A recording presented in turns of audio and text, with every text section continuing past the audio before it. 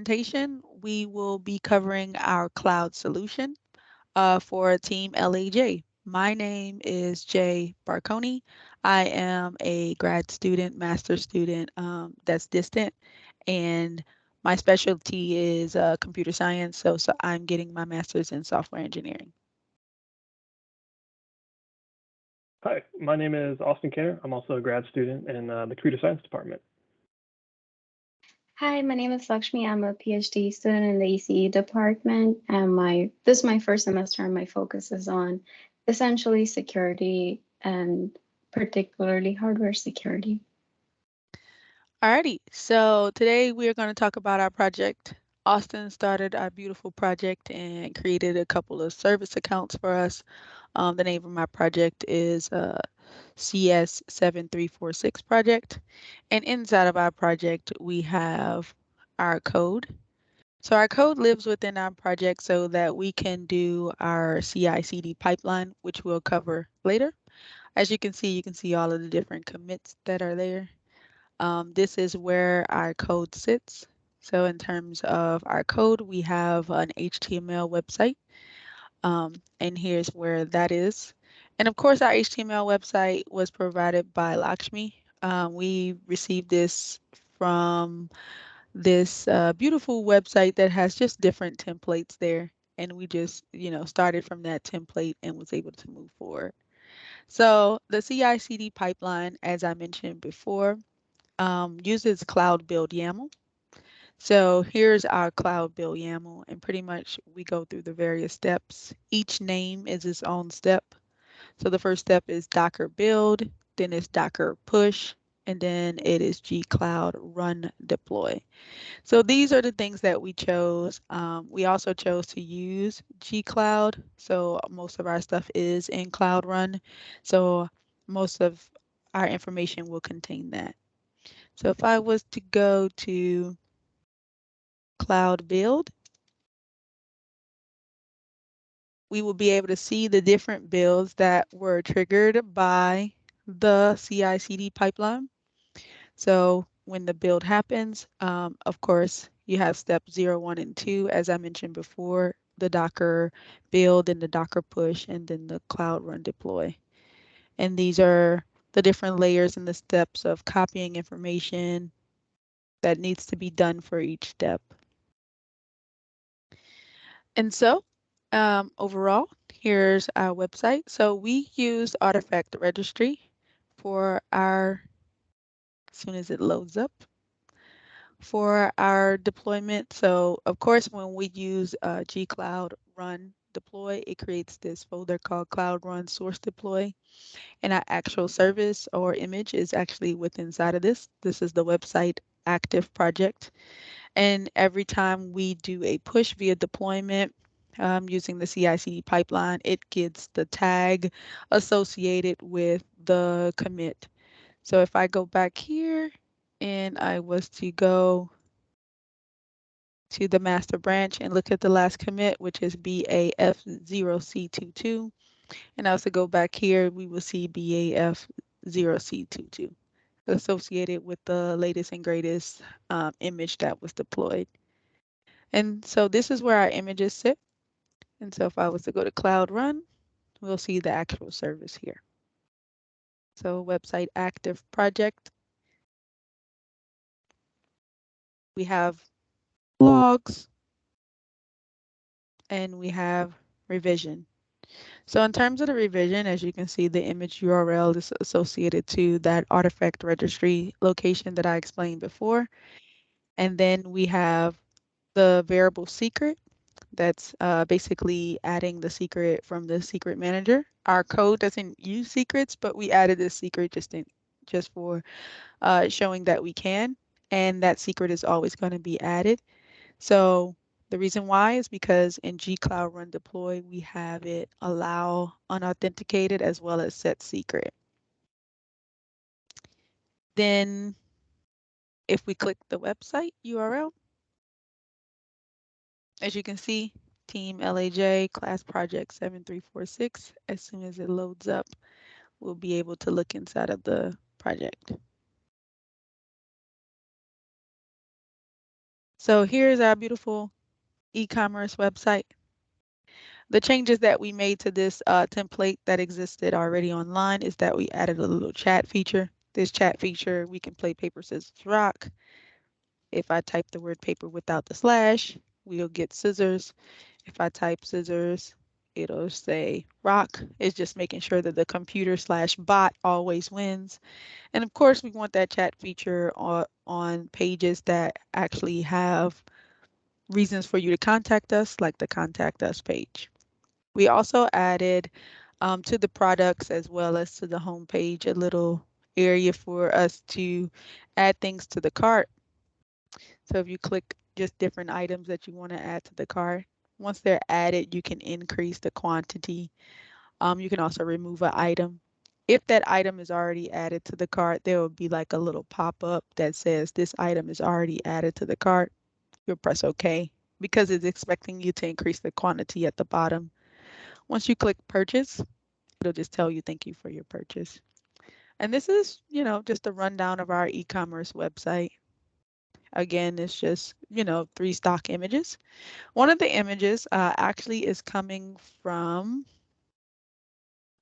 our cloud storage location. So as you can see, this says storage.cloud.google.com, and that is again coming from our cloud storage.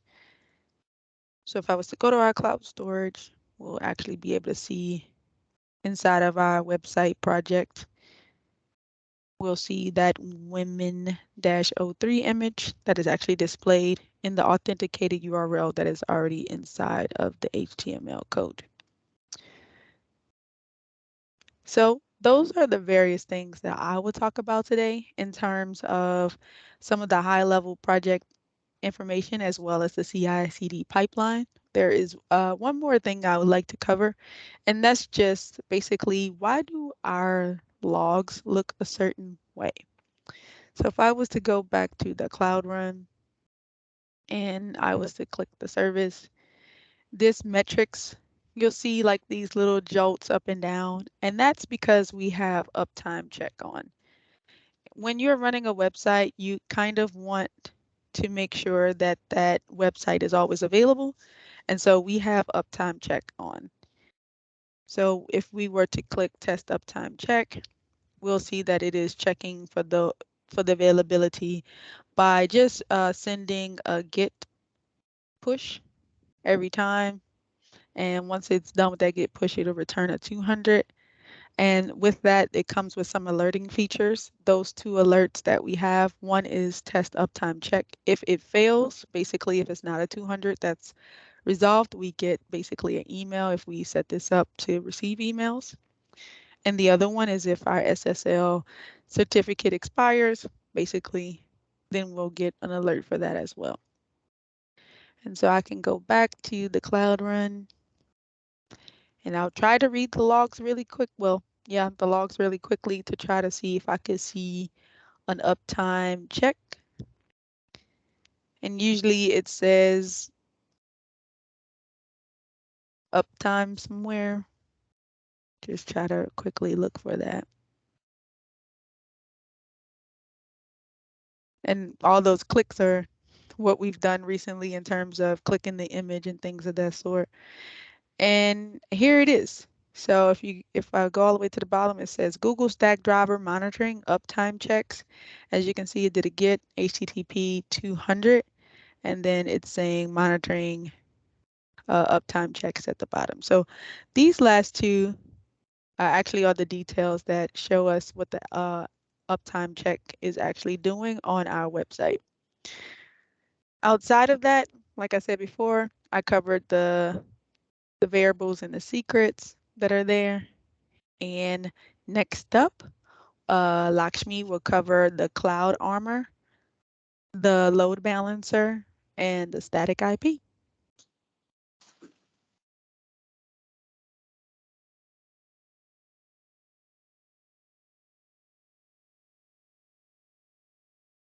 Okay, so do you see my screen?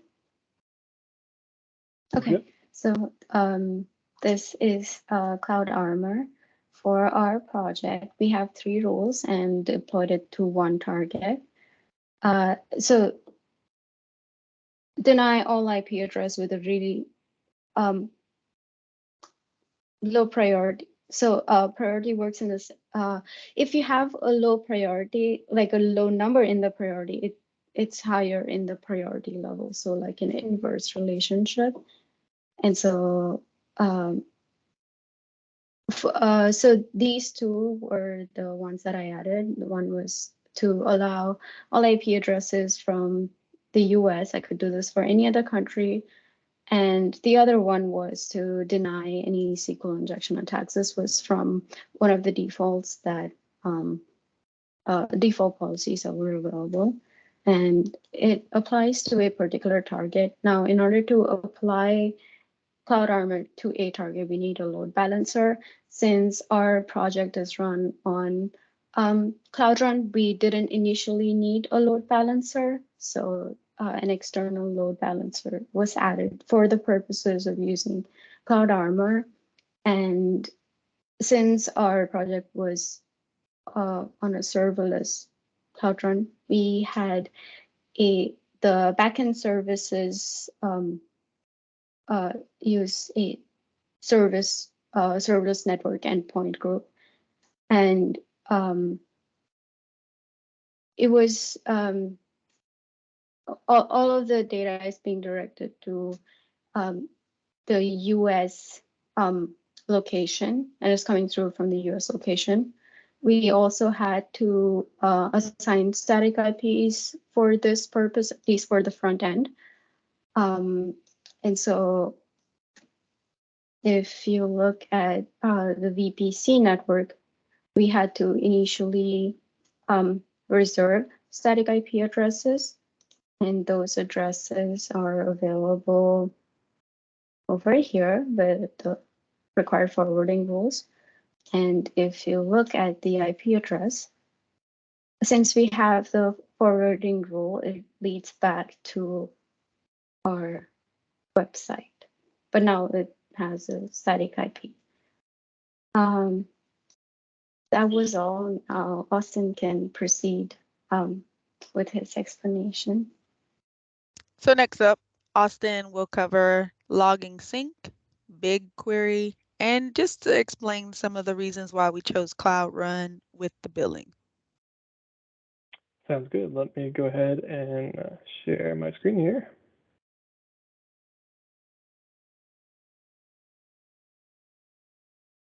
Okay. So first off, with BigQuery, the first thing we need to do is get a lot of those logs from our Cloud Run to BigQuery. As Jay showed, that we can actually see the logs of all the images that the users actually clicked on. So here, under the logging, we have a log router for the BigQuery dataset. So I'll go ahead and just kind of open that up here. Take a quick look here. So nothing too unordinary here.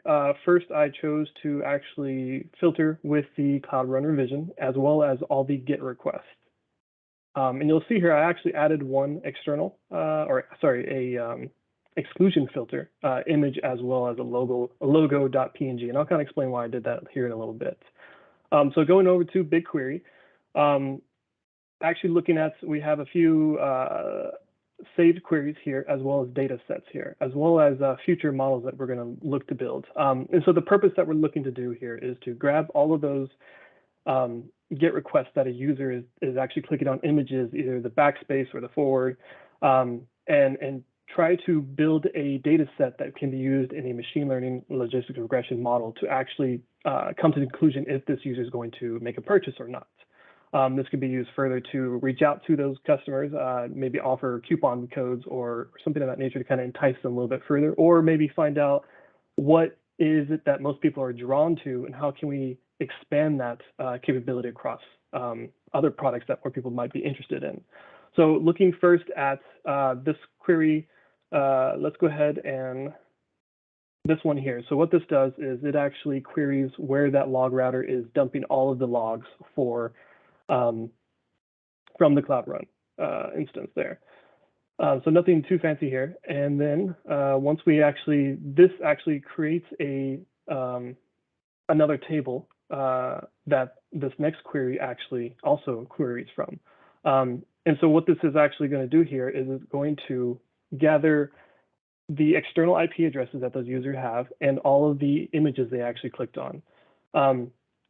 So if we actually look at the data set that can actually be exported, you'll see, if I kind of go to a preview of what is actually being pulled here, we can see the external IP address. One concern that we have is, well, there could be multiple users within each external IP address.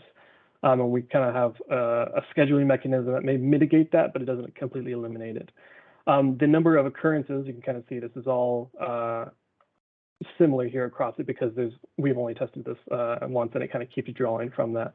But then as well as all the images that user clicked on. So you'll notice that the logo PNG is loaded initially when the user visits our website. Well, we don't really want to take that into a machine learning model because almost every user is going to have that within their data set here. So one thing we do is we query these, or we have a schedule for each of these queries to run.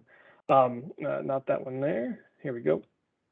Well, actually, it looks like they're not there, but we did have a schedule set up to run every hour, hoping that if there is multiple users behind a single external IP address, they'd only be on separately within the hour. So not a solution there, but it helps mitigate that issue there. So once we have this data set here, you can export this and actually send it through a logistics model that we have through a Jupyter notebook. So the final thing we wanted to talk about here was kind of the billing. As you notice, we kind of are exclusively using GCP for our cloud storage, our artifact registry, our CI/CD, even storing our repo, and as well as Cloud Run. And the advantage of doing all that in a serverless environment is the expenses that we have. Right now, we don't have any users, so that's probably the main reason why we have spent almost less than $5, less than $4 throughout this entire semester as we worked on this project. So we found that to be a large advantage. We'll see once our site takes off how much that'll start charging us in the long run. But I have nothing else. Jay, if you have anything else, closing thoughts? Nope. Thank you so much for covering that. As a recap, I just want to recap everything that we did talk about today. We showed how where our source code is, which is in our cloud source repository. We chose that so that we can do a CI/CD pipeline via triggers. Every time we do a git push, it's going to use that cloud build.yaml and actually upload and build that Docker image. Then we talked about us having Docker containers. Basically, those are the type of images that we decided that we're going to do that lives inside of our artifact registry. As we stated and Austin stated, is we chose Cloud Run to save on costs. And so pretty much Cloud Run is where our website is available. As Lakshmi showed, we can also use an external IP, or I'm sorry, static IP to actually access that website as well. We have monitoring and logging again because we chose Cloud Run. We have all of the monitoring and logging that we want outside of also adding logging sync for BigQuery. Cloud Run automatically is integrated with all of these logs and things of that sort, so we didn't have much to do. We did add uptime check just to make sure that the services were available. And just like any website, we want to avoid SQL injection as much as possible so no one tears down our server. And so that's where Lakshmi came in with the Cloud Armor to try to make sure that we are protected as well as we have an alert if the machine was to go down anyway. Outside of those things, that wraps up our project. If we have any questions, comments, or concerns, we can definitely accept those via email. Other than that, that's it.